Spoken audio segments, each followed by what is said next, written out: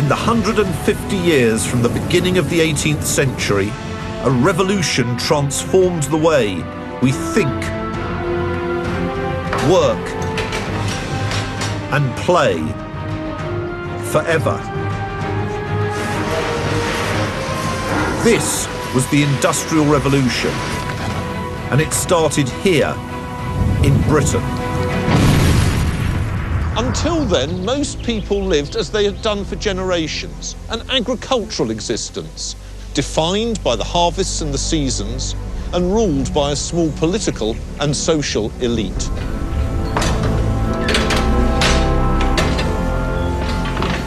But as the 18th century progressed, an unprecedented explosion of new ideas and new technological inventions transformed our use of energy, creating an increasingly industrial and urbanised country.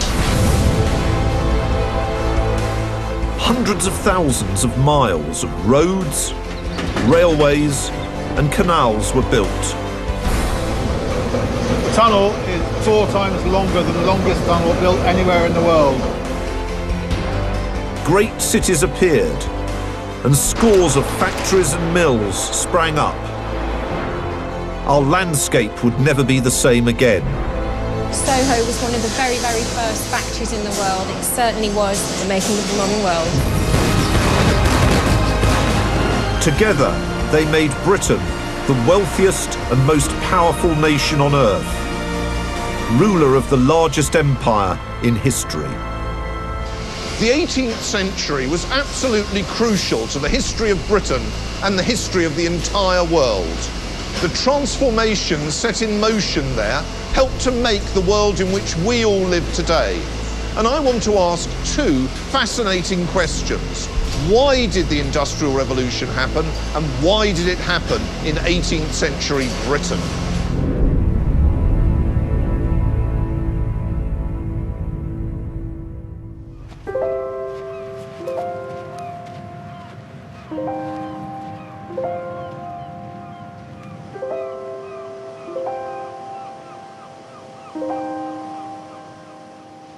I've spent 30 years studying the Industrial Revolution and its impact on the world around us. And I think remarkably that the key that helps explain this extraordinary period is to be found on these windswept shores. Look at this.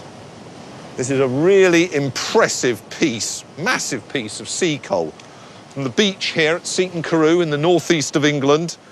And that comes from the North Sea out there, from the seams at the bottom. Britain's very, very fortunate. Much of it is on top of this stuff, and the seams of it are very close to the surface and easily worked. And thanks to that, coal kick-started a revolution in 18th century Britain. A revolution that transformed not only the country, but the world itself. Until then, wood had been the main source of energy in Britain. It supplied the fuel for homes and small industries. But as the population grew, so did the demand for timber. As forests were cut down, wood had to be carried further to reach the towns. It was bulky, difficult to transport and therefore expensive. Britain needed a new source of fuel: coal. It increasingly became clear that coal was a much more potent form of power, providing up to 3 times more energy than wood. For the first time in human history, we began to harness the planet's mineral wealth for fuel and power on a massive scale.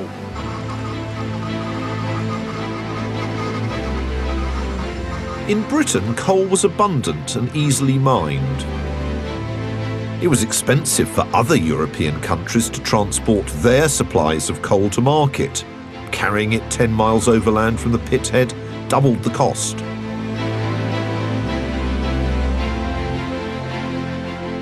Whereas here, the mines were near the sea, so ships could carry coal cheaply to the most important market, London.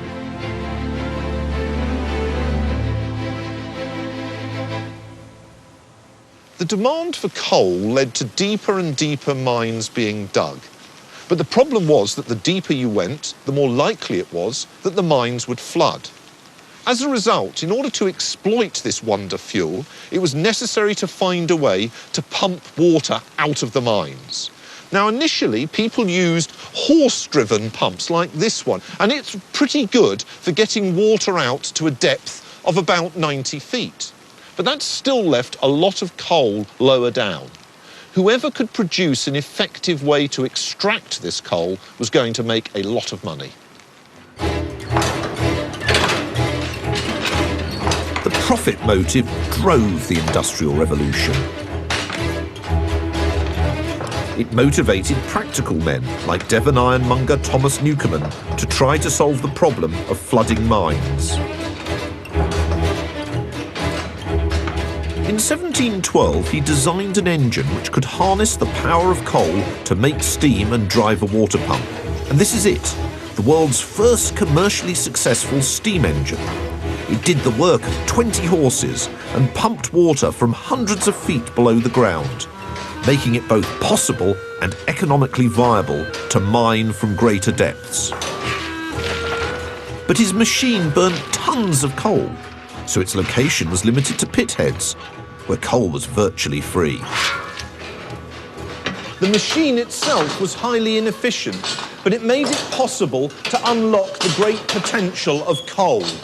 The consequences of this were extraordinary. Britain now had seemingly inexhaustible quantities of cheap energy. But Britain's industrial growth didn't just depend on its geology. Coal, after all, had been around for millions of years without sparking the Industrial Revolution. What else accounts for Britain's great transformation? Part of the reason that Newcomen was able to develop his invention was because of the intellectual climate in Britain in this period. There was a prolific exchange of scientific and technological ideas that contrasted markedly with the situation across most of Europe.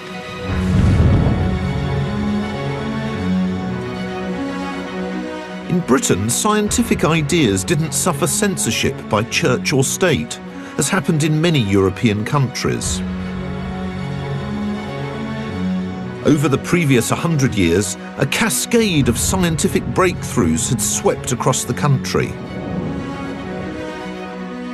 Sir Isaac Newton was able to explain the force of gravity for the first time, while Robert Boyle showed that air and gas had physical properties. The established Christian view of a world ordained by God was now challenged by one which conformed to scientifically proven principles of nature, an explanation of the world which prized evidence above dogma. This was known as the Age of Reason.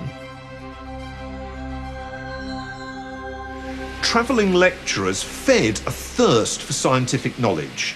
And you can see that in this painting, one of my favourites. It's by Joseph Wright of Derby, it's 1766, and what it shows is a small group, including these children here, with this wonderful lighting of these rapt faces, looking at an orrery, which is this device which shows you how the solar system works.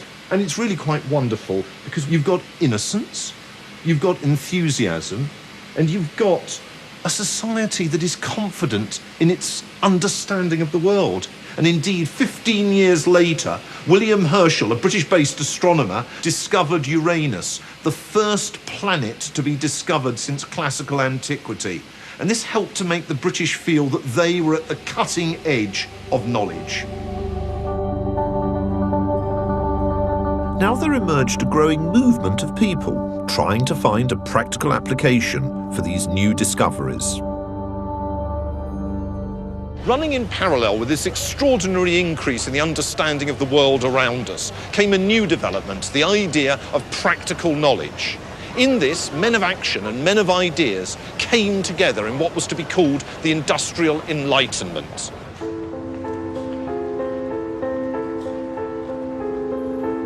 Across the country, from the prestigious Royal Society in London and in countless provincial coffee houses, industrialists and scientists, often from very different backgrounds, met to share their ideas and observations. They unleashed a wave of free thinking and creativity. In the West Midlands, the Lunar Society was set up in the 1760s, so named because its members met at the full moon, which lit their way home in an era before street lamps. One member, Erasmus Darwin, a doctor from Lichfield and the grandfather of Charles Darwin, was amazingly prolific in his intellectual explorations. In this letter, he suggests a way to measure the volume of air a person could breathe, using an animal's bladder. He also drew up plans for an advanced multi-mirrored telescope, and even a flushing lavatory. Most importantly, Erasmus Darwin was aware of the Newcomen steam engine, and he was fascinated with the transformative potential of steam power. And here in his sketchbook, he outlined machinery that could be created with steam. And the one that really fascinates me is this one, the steam chariot, which is the precursor of the steam-powered road vehicles of the 19th century. And on the other page, we have a steam-powered rotary wheel designed to drive pieces of machinery. Groups such as the Lunar Society allowed these creative men the intellectual freedom to think the unthinkable and to come up with astonishing new ideas and inventions. A leading member was Matthew Bolton, the son of a small-time buckle maker. Marriage into the local gentry brought money, and that enabled him to invest in building up his industrial holding and also into ownership of a fine house, Soho House. It was here that he met James Watt, a self-taught scientist from the west of Scotland, and the exchange of finance and ideas between the two men was to help transform the Industrial Revolution. Behind the house in Birmingham, Bolton had set up a workshop called the Soho Manufactory to make small metal goods. Initially, he powered it with water from nearby Hockley Brook, but in 1766, a drought stopped the water wheel and production ground to a halt. Bolton realised that if a source of cheap, reliable energy could be harnessed, it would free production from the vagaries of the climate, and his profits would increase. So he decided to investigate switching to steam. As a result, his friendship with James Watt became crucial. Watt wasn't just interested in the science, he was also concerned with the practical application of knowledge. And you can see this in his drawing here of his so-called kettle tests. In these, he set out to try and understand the mechanics of steam power. And the reason for his interest is that Watt was determined to make the most efficient steam engine yet produced. 5 years before he met Bolton, Watt had been given a model of the Newcomen steam engine to repair. He soon realised that if the engine could be made more efficient, then its use would no longer be restricted to the coal mines with their huge reserves of cheap fuel. After much experimentation, Watt came up with a new design, which he thought would revolutionise the supply of power to industry. But he had neither the money nor the engineering expertise to build it. However, in 1767 he visited Birmingham, home to several small metal workshops like Bolton's, and therefore with a highly skilled workforce capable of realising his designs.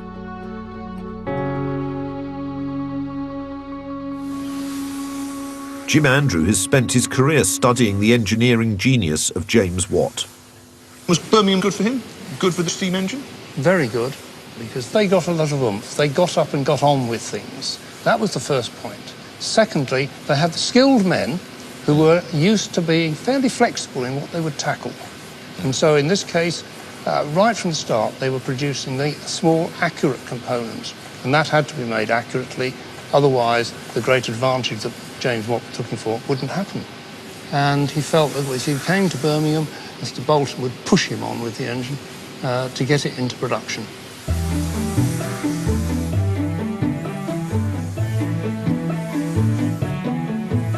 As a result, within a few years, the Soho manufactory built Watt's expansive steam engine. It produced the same amount of power as the Newcomen engine, but on a quarter of the fuel.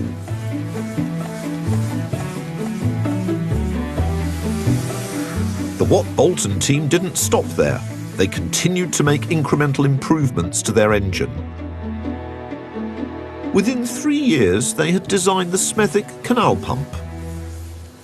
Well, the great improvement with this engine was the steam emission valve, and they introduced that to reduce the waste of steam by running steam into the engine for too long in the stroke. You only wanted enough steam to make the complete stroke and not to have steam left over at the end. Initially, it produced an 18% improvement in efficiency and proved what could be achieved. From then on, manufacturing was released from the constraints of natural power. Soho became the first steam-powered manufacturing plant in the world. It was a new kind of workplace.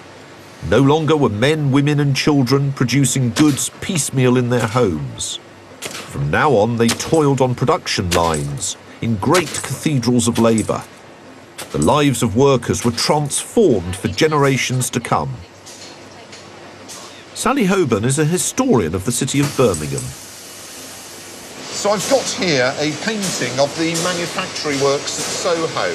Would you describe this as sort of one of the first factories? I would, absolutely. It's a large building. It would have been a hive of enterprise. Thousands of workers, men, women and children working in all those different rooms in the factory. And if you can imagine as well the noise and the industry in the place, very much like you can hear in the background here, it must have been a fantastic place. This was world famous, and when visiting dignitaries in the late 18th century came to England, they would stop off in Birmingham specifically to see Matthew Boulton's marvellous manufactory. It was that famous. I would definitely say that Soho was one of the very, very first factories in the world. It's sort of the idea, we take the factory for granted, but it actually starts in a specific place, in a specific period. It does. Making of the modern world. The making of the modern world.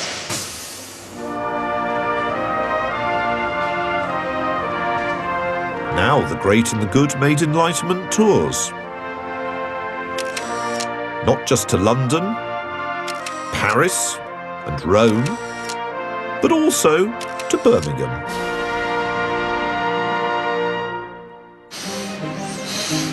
They came to see and learn how the town's entrepreneurs were producing a wider range of goods more cheaply than ever before. Mr. Harvey sold the finest swords. Mr. Harris boasted of telescopal or portable toasting forks.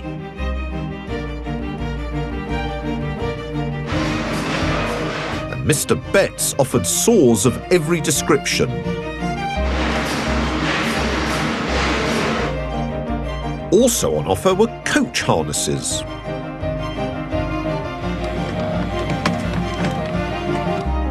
And weighing machines, manufactured in the first style, in the best materials, on the most approved principle. The famous Mr. Taylor was using the latest steam-powered machinery to manufacture tortoiseshell and mother-of-pearl buttons for the leaders of society. The production of countless thousands of these small items, hammered out in the workshops of the Midlands, was at the heart of the Industrial Revolution. Of all the treasures manufactured here, it's these delicate little objects which really capture my imagination. In the late 18th century, Birmingham was most noted for objects such as this, that we call Birmingham toys. And by that, we don't mean the cuddly variety. We mean articles usually made of metal used for personal adornment, so to be carried about the person. So here we have a snuff box, a Birmingham snuff box. And how it works is you would just open it up and then you would offer the snuff to somebody to take. However, this is a little bit of a clever one, this one, because it also has a secret compartment. So if you really liked the person you were talking to, yes, you could give them a lot more of your snuff. So these are called miser's snuff boxes. I'll show you this next. This is very exciting now. This is absolutely exquisite. This little fish here, you see he's reticulated yes. there. It's really rather wonderful. So what this is, it's called a vinaigrette.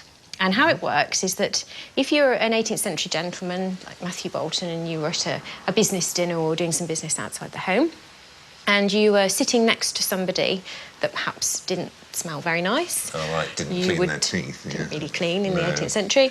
You would pull this out of your pocket, and then when they weren't looking, open up the top. So can you see that there's a perforated layer in there? Oh, yes, lots of holes Well, there. inside there Yes. would have been some sponge soaked in orange oil, so you could very carefully have had a little sniff and then quickly put the top back on and put it back in your pocket before they noticed. And literally thousands and thousands of those were made.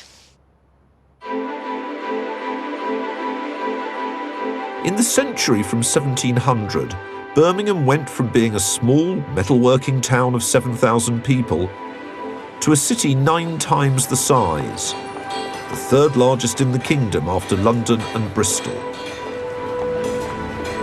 And all this was down to the exchange of ideas, revolutionary new technology, and the successful harnessing of energy epitomised by the story of James Watt and Matthew Bolton. Watt and his team in the West Midlands didn't just improve the efficiency of the steam engine and pat themselves on the back. Instead, they continued to search for design improvements. And this quest for improvement was a characteristic of the British Industrial Revolution, leading in the 19th century to railways, steamships, and the world of factories. The Industrial Revolution was well underway in Britain.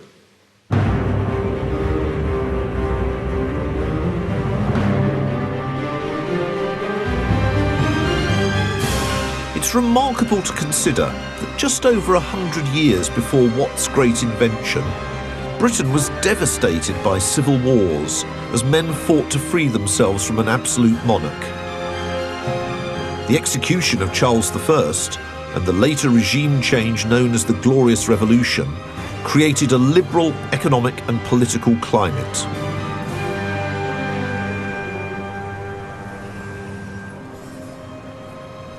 By the 18th century, the British Parliament had won much greater independence from its monarch than in any other European great power. And this political liberty paved the way for the Industrial Revolution. Britain was a parliamentary monarchy, and what that meant was that it was Parliament that passed the laws and Parliament that controlled expenditure. And this helped to ensure political stability in which the rule of law was fundamental. And that encouraged the pursuit of scientific breakthroughs as people set up businesses and sought profit.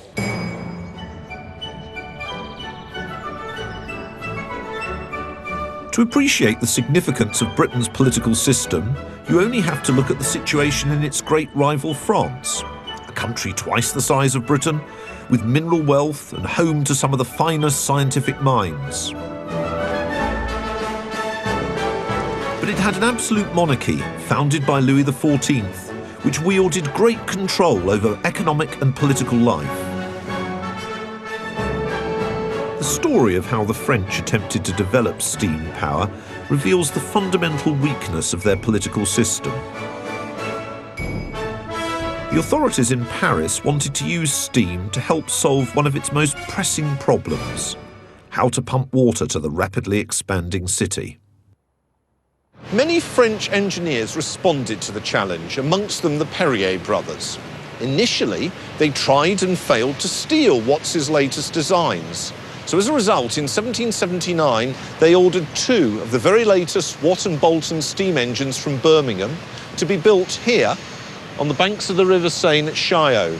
And next door, they had constructed an engineering works in order to build the large steel components that were required for steam engines. The Perrier brothers didn't just want to copy the design of the Watt-Bolton steam engine, they wanted to improve on it. But despite a decade of trying, they failed, because in France there wasn't the free exchange of ideas needed for innovation to flourish. The the absolute monarchy had centralised scientific innovation on the Académie des Sciences. Here, the leading scientists were assembled to investigate thoroughly and finally to grant approval to the latest ideas. Sounds a good idea, but in practice it was a bureaucratic nightmare. Professor Eric Briand is an historian of French science. In the French system, you are not only an inventor, but you are working for the kingdom. And the monarchy had organized an Academy of Science. The mission of it was collecting scientific and technological innovation, checking everything, and then publishing a description of it in order to make this information public. But this process was very long. It took more than 1 century for some of those publications. The French state's attempt to regulate scientific progress slowed innovation and stifled the advance of industrial progress. In contrast to Britain, individuals were not free to come up with an idea, find a financial backer, and build a machine. Would James Watt have found it harder to have taken forward his innovations with the steam engine had he been French? Certainly, he would have spent time to have approval, to show that the machinery was okay in all details and fitting to get the official recognition. As a result, French businessmen found it hard to exploit the latest inventions and to harness them for profit. Furthermore, they had little incentive to do so. Behind this industrial inertia was a French court stuck in an increasingly obsolete worldview. Put it like this. Imagine that all the wealth in the world is represented by this pie. The French government in the 18th century believed that this pie was finite. They had a share. But if they wanted a larger share, then what they had to do through conquest is grab it from other countries. But what if you believe that the amount of wealth in the world is not finite? Then in fact you can create all sorts of numbers of pies. Thank you. Gosh, oh well, thank you again. In Britain, this idea developed in the late 18th century. People believed that through new industrial production, they could create untold wealth, that there would be more pies. And the British government believed that it was its responsibility to ensure that this occurred.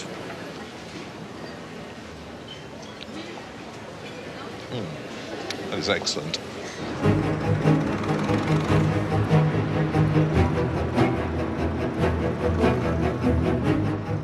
London, the capital city and greatest port of the age, was at the heart of this radical idea that new wealth could actually be created. The new businesses of the Industrial Revolution needed money, and lots of it, if they were to expand successfully. And the British government saw its role as being to encourage the accumulation of the required capital. Here on the Thames, the centre of trade, of politics and of government, British political and commercial elites were closely entwined. Whereas in France, the aristocracy gave very little support to mercantile interests. In Britain, in contrast, the more pragmatic aristocracy was willing to adapt to the often self-made men who made up the mercantile leadership. And in particular, they supported the control of the oceans and the protection of Britain's lucrative trade routes. Britain's foreign and defence policy was different from that of France and Spain. Whereas our continental rivals concentrated on building huge armies to fight and seize land on mainland Europe, Britain spent much of its government revenue on building up the Royal Navy to protect and encourage private traders. As a result, from the start of the 18th century, Britain was the naval superpower with the largest fleet in the world, a situation that lasted until the Second World War.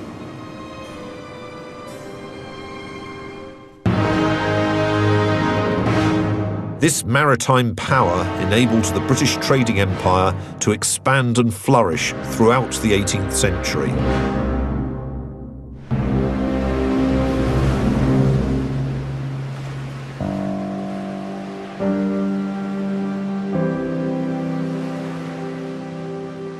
was one place above all others able to generate the wealth needed for the huge capital investment required for the Industrial Revolution.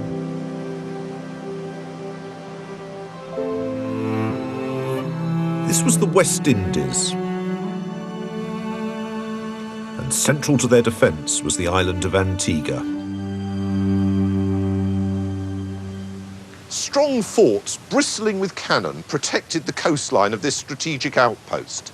And the most important position was over here, English Harbour, the Royal Naval Base.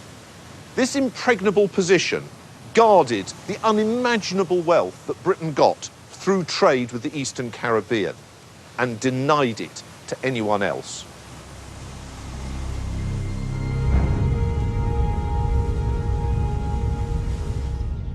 Dr. Reg Murphy is the head of Antigua's Royal Dockyards National Park.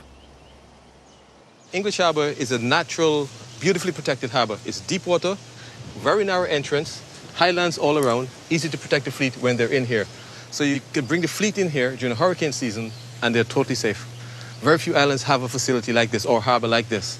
At any given time, you'd have had between 8 to 15 ships in here, and while they were here, they could take the opportunity to do repairs. When you think about it, a wooden ship in tropical waters, you get sea worms, you get rot, you get dry rot, you hit coral reefs, you're in battle half the time with privateers and pirates and enemy people.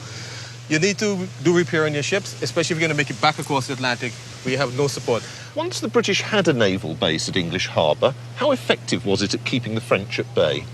Well, in the big picture, I think it was very effective because you have a standing fleet all the time. There's no harbour like this in any of the French islands. So the French fleet mostly went back to France every year, which gave, again, an advantage to the British. The Royal Navy played a vital role in expanding the trade of the empire, the source of the funding for the British Industrial Revolution. In the mid-18th century, old colonial rivals, France and Spain, were vanquished in the great naval victories of the 7 Years' War. Britain now benefited from the greatest trading empire the world had ever seen, bringing goods not only from the West Indies, but tobacco from North America, spices from India, and tea from China.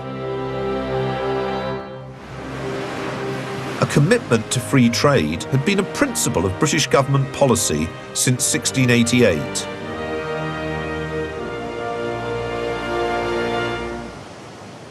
In Britain, the Glorious Revolution led to an economic liberalisation in which most commercial monopolies were abolished. As a result, merchants could invest money and take profit as they wanted, with very little government intervention. Now, in France, in contrast, the government fiercely held on to its monopolies, and as a result, entrepreneurship was suffocated.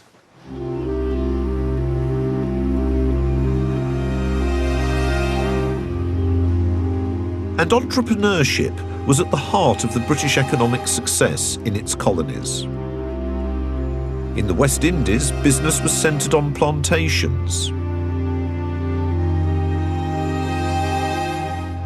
Today, the empty mills remain,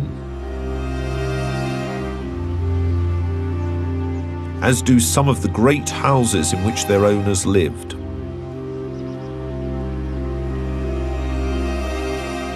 This is Herbert's plantation, once home to Admiral Lord Nelson's wife Kitty.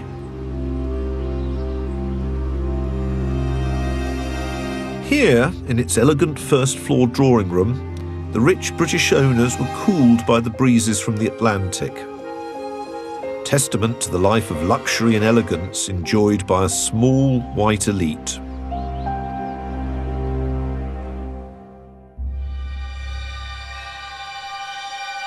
But all this wealth was created at terrible human cost, with the exploitation and suffering of millions of slaves.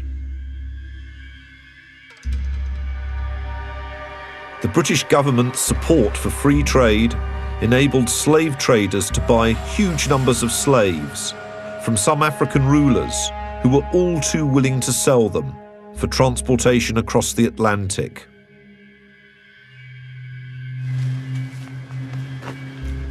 Once in the Caribbean, the slaves were treated as a natural resource to be used and exhausted in the quest for maximum profit. The Tranquil Vale plantation is home to a grim reminder of those days.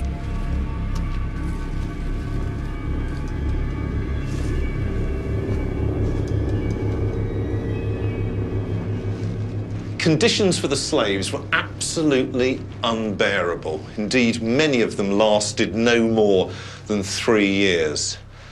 This is a dungeon carved out of the rock for recalcitrant slaves, and there were tiny slits for light and ventilation. Even today, when the door's off and we've got more light coming in, it seems absolutely vile. And what it must have been like at the time, a kind of living tomb. Well, I have to say, you know, as a historian, I've written on the slave trade, and this quite takes my breath away. There are things that documents cannot really prepare you for.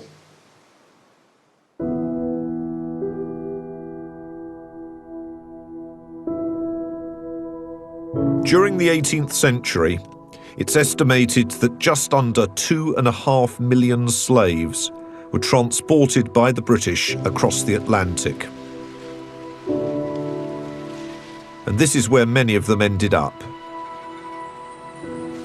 Sugarcane. This was the crop that slaves were forced to work, and it was a very difficult crop to work. But it was also crucial to the prosperity of Britain's West Indies colonies and played a major role in the economy of the empire as a whole. Indeed, by the 1790s, sugar was Britain's leading import.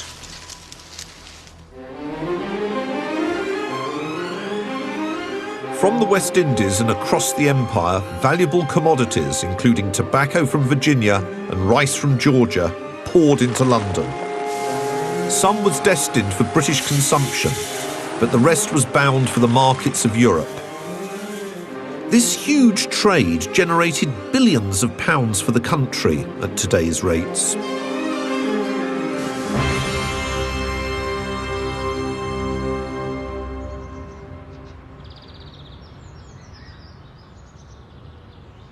So what happened to the wealth that went into Britain's coffers?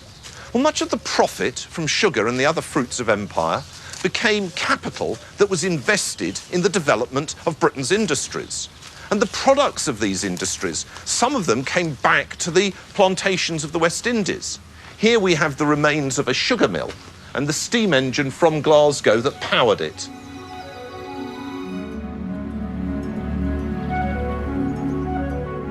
By the end of the 18th century, British industry was exporting manufactured goods worth over £2.5 billion today across the world.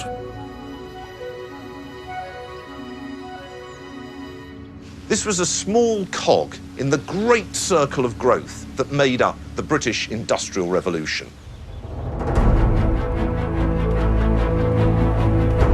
This explosion of wealth flooding into London created its own financial revolution. New institutions like banks and the stock exchange were established, which allowed people to invest in and profit from newly emerging businesses.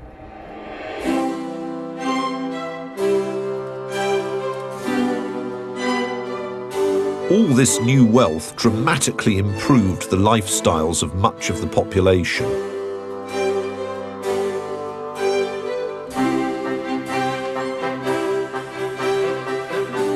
Gross domestic product more than doubled during the 18th century. And for the first time, many people had extra money to spend.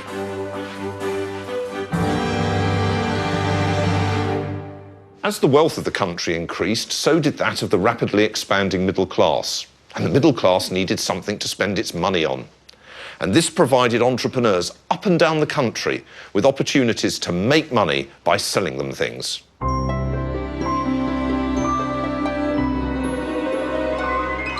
The appetites of this growing section of the population were whetted by the arrival of a completely new range of luxuries from across the great trading empire.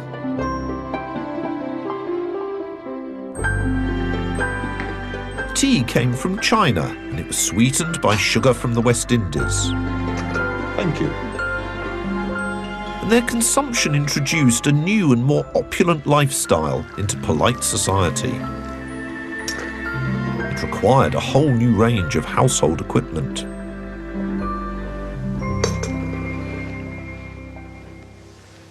We've got here a painting of 1567 of the Brooke family having dinner. And we can see here that there are actually very few implements on their table. In fact, it's largely a case of pewter plates.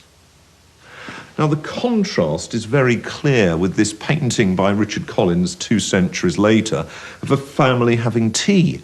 And you can notice there's an absolute cornucopia of tea-making equipment here. There's a teapot with its burner. There's a tea caddy. There's a sugar bowl open to show the sugar. There's a plate with teaspoons on. There's a hot water jug. And we have a slop bowl in order to put the tea leaves in. All of these goods had to be designed and produced, and they were designed and produced in Britain. And this consumer revolution helps to drive industrialisation. For me, there's one entrepreneur above all others who understood the opportunities presented by this growing consumer market: Josiah Wedgwood.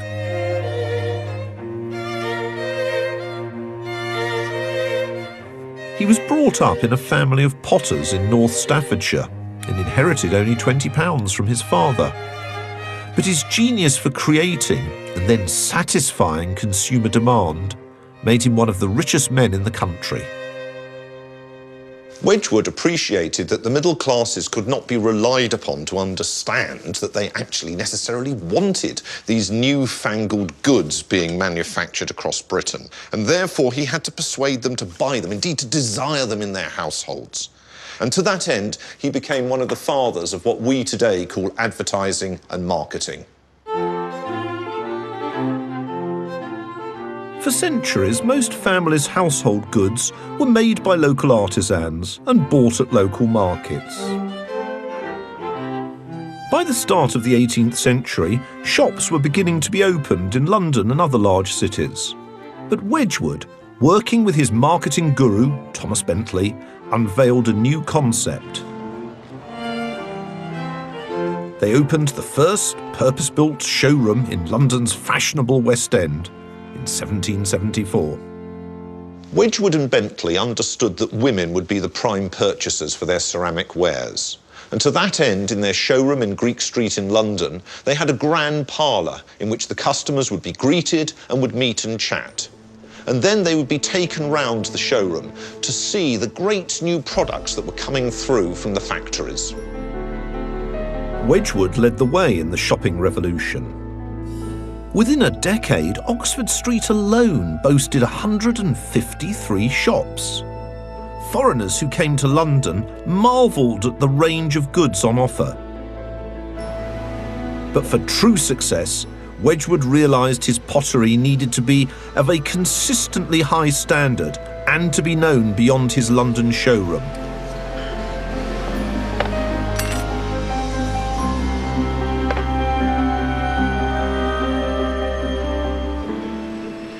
His break occurred in 1765 when Deborah Chetwynd, lady-in-waiting to Queen Charlotte and a member of the Staffordshire aristocracy, asked among the local potters who could make a tea service for the Queen.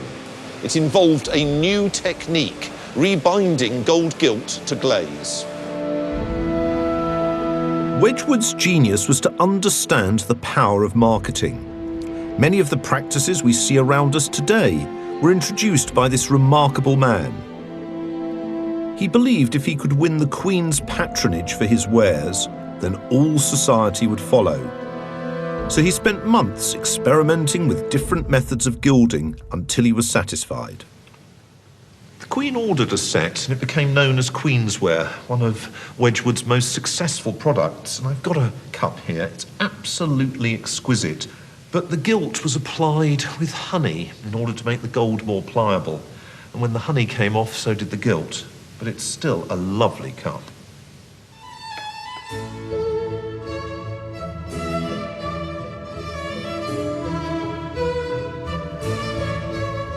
Wedgwood understood how to appeal to the social aspirations of the middle classes.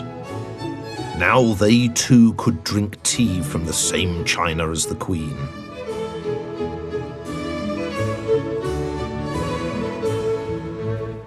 Wedgwood knew that status sells pots.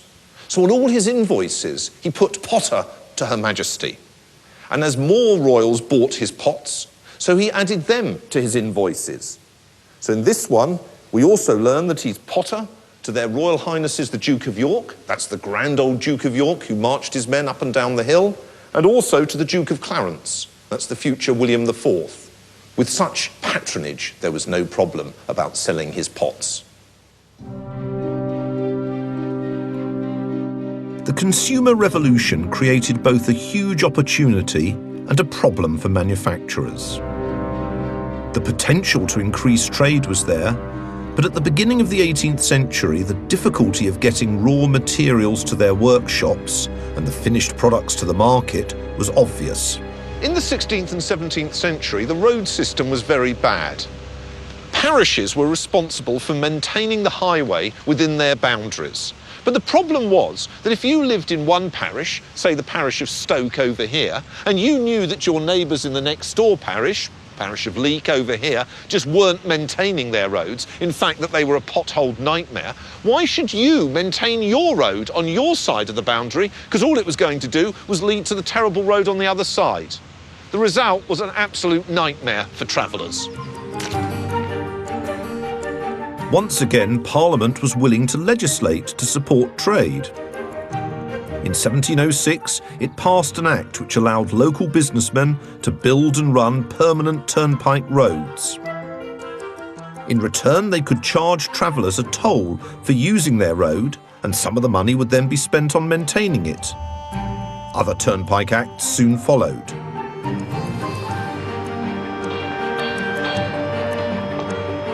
Nowhere was the need more pressing than in North Staffordshire. Here the potteries would become one of Britain's greatest industrial centres. But when Wedgwood and his fellow businessmen first set up their factories, there were no reliable roads to bring in raw materials. And mules had to carry fragile ceramics to market in panniers. Unsurprisingly, a third of the wares were broken along the way, pushing up the price of the surviving pieces. In 1763, Josiah Wedgwood brought a transport revolution to Staffordshire. Thwarted by the problems of getting his goods to market, he petitioned Parliament to build a turnpike road from his potteries at Burslem over there to the Red Bull on the London Road. This map shows the route that was proposed, a route that was to join the potteries to the National Road Network. From 1706, the length of turnpike roads increased from a mere 300 miles to an incredible 15,000 miles just 70 years later.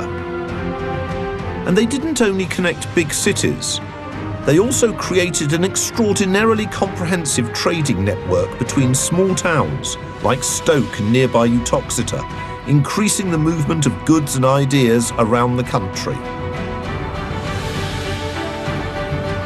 In France, in contrast, the government, and not local businessmen, decided where to build the roads.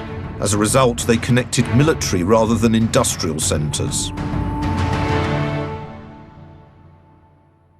As the roads improved in Britain, so journey times decreased, further stimulating the economy. But it was the next great advance in transport technology that truly enabled Wedgwood and his ilk to expand. The impact is still in the landscape to this day. These were the canals, the motorways of the 18th century. Once again, private entrepreneurs led the way. Wedgwood had noted that the canal, built by James Brindley to bring coal from the Manchester coalfields to the River Mersey, reduced its cost by half.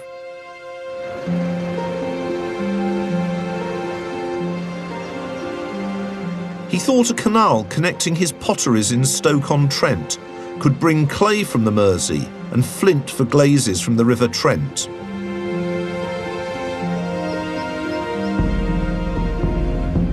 Andrew Watts is a canal historian. To bring in the sort of materials that one canal barge would bring in with one horse and one man would have taken at least 100 pack horses and mules in the 18th century. So if you can imagine the train of thousands, literally thousands of mules trudging into Stoke-on-Trent every day of every year, and also on crates on the backs of people being carried like a rucksack, it was all about improvement of trade. That was what the country wanted, and that's what Parliament wanted. Wedgwood used his great powers of persuasion to garner the support of the North Staffordshire MPs and peers, and sent a petition to Parliament to set up a company to build the Trent and Mersey Canal. So enticing was the prospect of this new and efficient mode of transport that Wedgwood moved his main factory to land alongside the proposed route of the canal.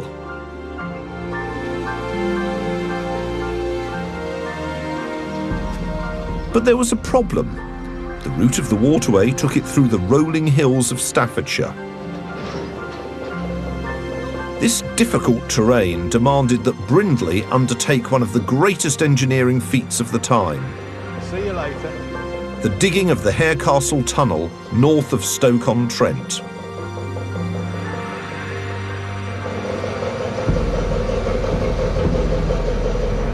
The tunnel is 2,880 yards from one end to the other, so that's well over 1.5 miles, getting on for 2 miles. 4 times longer than the longest tunnel built anywhere in the world, up to that point.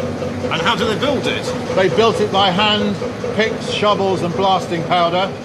Using very basic surveying equipment, they built it straight. That's very impressive, isn't it? Really, really I mean, I impressive. can see down here, it's absolutely straight, these tunnels. Took them 7 years. 7 years. When they built the tunnel, they mined the hill. They mined coal and they mined ironstone from the hill to help pay for the tunnel. How do they get through it? Well, they didn't have an engine, of course. No. They had to leg through the tunnel. 2 men would lie on their backs on boards on the boat with their feet on the tunnel wall, and they would walk the boat through. Roughly how long would that have taken? That would have taken them about 2 hours. Very hard work. Yeah.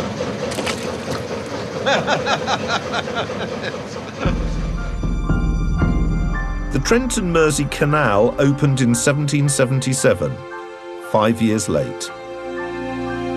But within a few decades, narrow boats were carrying over 250,000 tons of goods annually through the tunnel. By greatly reducing the cost of transporting goods to and from Stoke-on-Trent, the canal helped the potteries become one of the great ceramic centres of the world, and in the process made its shareholders, including Josiah Wedgwood, very rich. Look at that orange water. You know, I can't help wondering if I went into there whether I'd have any more hair left or any more hair growing. But you get a free tan. Yeah, that was absolutely tremendous. There we are, how about that? Thank you. That was tremendous. Right. Oh, look at that. These canals were built across Britain, linking coasts and navigable rivers and transforming the profitability of British industry. If I had to pick a symbol for the early industrial revolution, it would be the canal, which dramatically cut the cost of taking raw materials to factories and the finished goods onto market. The very existence of canals reflected the way in which the Industrial Enlightenment brought a whole range of technical skills to fruition, and also the capacity of Parliament to legislate for their very existence. By the time of the Great Exhibition in 1851, the seismic impact of the previous 150 years was clear. In the great halls of the Crystal Palace, 100,000 exhibits glorified the might of British industry and the ingenuity of British technology. In 6 months, over 6 million people came to see the great turbines which powered factories, looms which mass-produced textiles, and locomotive engines which sped across the expanding railway network. Even a lighthouse whose powerful lens could direct beams of light further than ever before. The exhibition was conclusive proof that Britain was now the mightiest industrial power in the world. It produced 2/3 of the world's coal and half its iron. For me, the Industrial Revolution encapsulates the reasons why Britain counts in world history. In the 18th century, there was a commitment to, an engagement with the potential of the new ideas, new devices, new machines, new processes, which unlocked the resources of society, unlocked the resources of the country, and took Britain into a new world of activity and energy. The special combination of geological good fortune, the ascendancy of political liberalism and enlightened thinking, plus imperial power, meant change was more likely to begin in Britain than elsewhere. The Industrial Revolution happened because the economic conditions were right to ensure its sustained success. And finally, there was one important change that's still with us today: the conviction that the future will never again be the same as the past. For most of the past, people were essentially defined by their history. They looked back for their values. Most people did what their parents had done. This situation changed radically from the 18th century. New ideas and new machines made it possible to create the wealth thanks to which people could conceive of a new environment, a world in which people lived in cities. It's no wonder that we call this transformation the Industrial Revolution. It set the world in which we now live. We are in the shadow of the achievements of those people.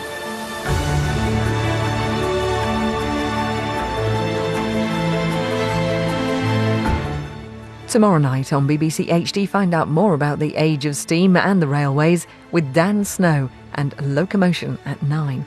Stay with us now, though, for Newsnight next.